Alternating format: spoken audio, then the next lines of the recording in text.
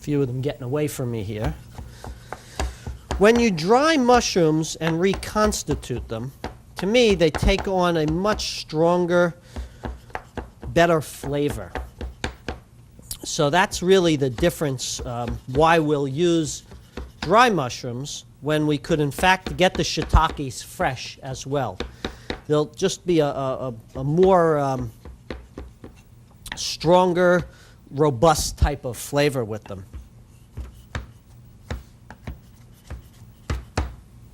I think that's a good coarse chop. We're going to put that in as well.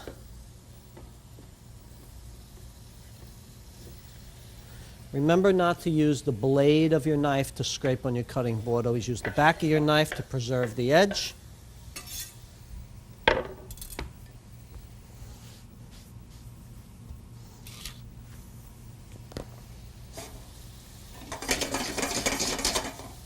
This is cooking nicely. Get rid of the rest of these ingredients.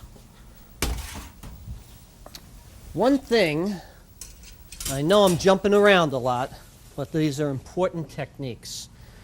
This is the juice from the mushroom. I'm going to strain this right into my chicken stock that we're going to use because this mushroom liquor carries a whole lot of flavor.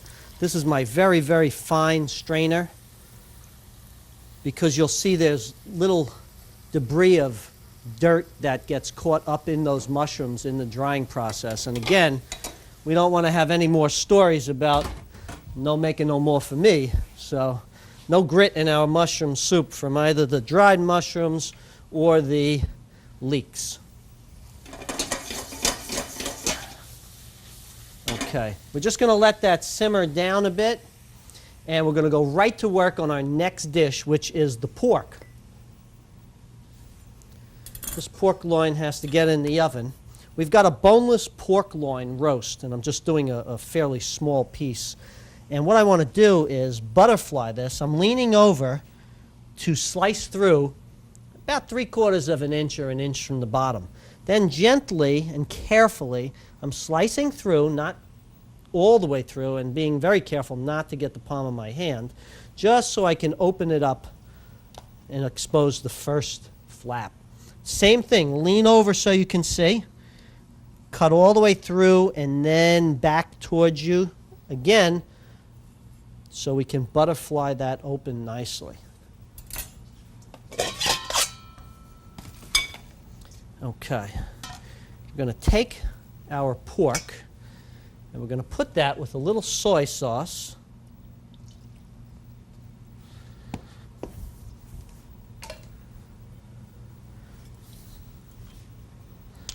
And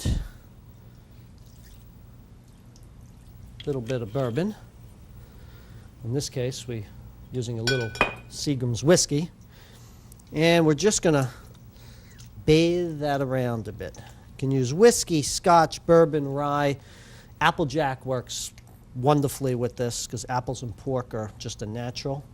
And just get our little bath going there. Check our mushrooms. Mushrooms looking good. We're now going to create like a little roux in this. We started off with some butter. To make a roux, you put butter and flour. So we're putting our flour at this stage once our ingredients are cooked. And we're going to just stir that around a bit. We want to cook out the starch. Raise up my heat a little bit.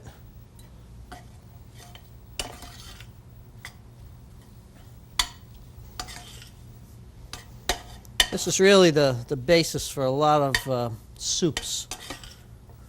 We call this technique Sanger, where you're adding your starch, which will be the thickening basis for your soup later on.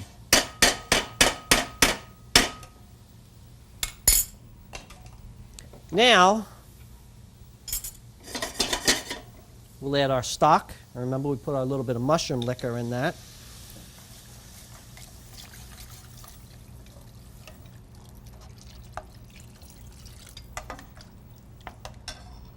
Get rid of this.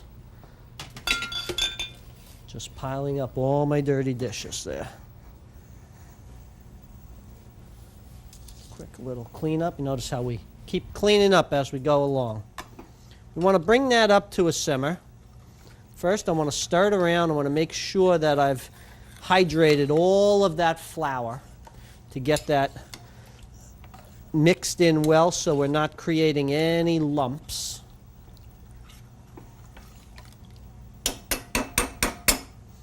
And we're going to add our hot paprika. Now, you really do this to taste. Obviously, the hotter you like it, the more paprika you add. And our Madeira wine, because this is a Madeira infused. You just saw me make the infusion. Now, I know somebody's asking me right now, well, how about if I don't want the alcohol in some of these dishes? Well, I would think about what would be a logical substitute. And for the Madeira wine, I would probably add a little bit of apple juice.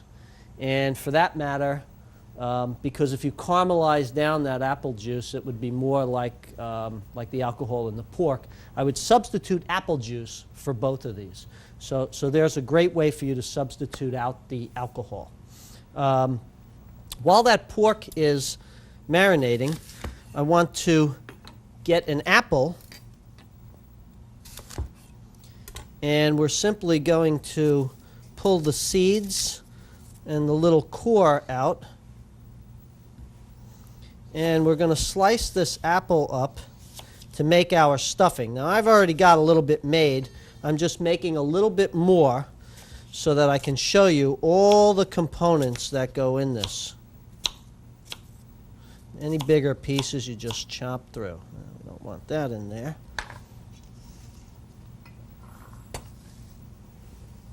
It's our apple.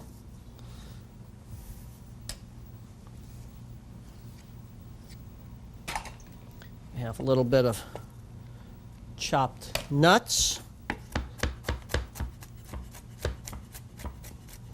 A hair bit over toasted, but in this dish they'll be fine, because when we chop them up you're not going to really notice that little bit of darkening on the nut, and it's not enough to cause any bitter taste in this.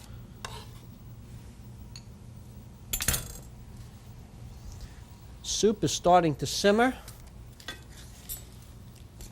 Give it a stir and lower it down just a hair.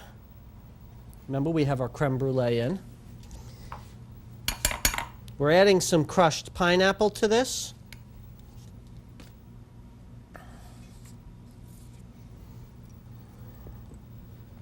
And we have some dried figs and some dried apricots, which actually I won't need all of this. Just that'll be enough.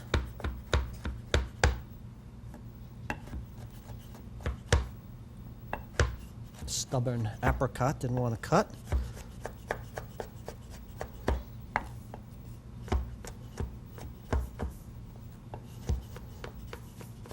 I'm not really a winter person, I'm a summer person. So as the fall comes, I need to do special dishes that keep me motivated. And one thing I thought of today was adding this fish dish that I just had with my cousin last week. And it'll bring back those sweet memories of summer for me. You're going to love this fish dish. It's so simple, it's beautiful and colorful. And that's why I included it, because of the bright colors in it.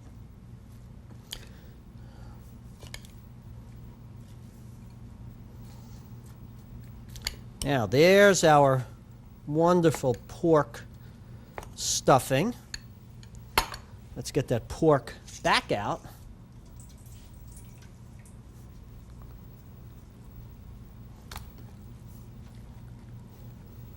And get it stuffed nicely with our dry fruit stuffing. Don't worry about losing some off the back. We need a piece of string. And we're just going to roll this up. Normally you'd be doing it with a much larger piece. I always overstuff it, so whatever falls out Doesn't really affect the amount of stuffing that's in there. I'm doing a fisherman's knot, or surgeon's knot, where I loop it 2 or 3 times so it holds itself and I don't need an extra finger. And then a series of a couple of half hitches to tie this up.